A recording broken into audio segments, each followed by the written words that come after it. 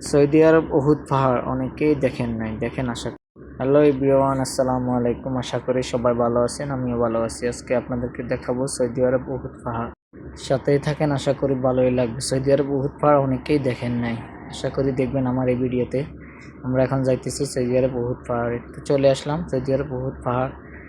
উহুদ পাহাড় অনেকেই দেখেন নাই।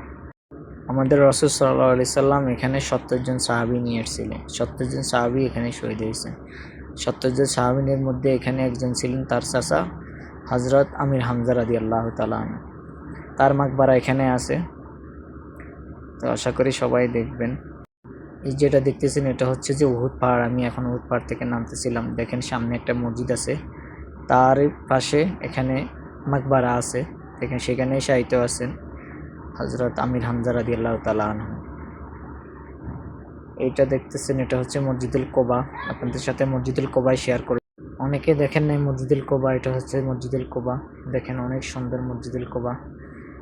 মক্কা থেকে মদিনা যাওয়ার পথে মসজিদুল কোবা পড়ে, সেখানে সবাই নামাজ পড়ে।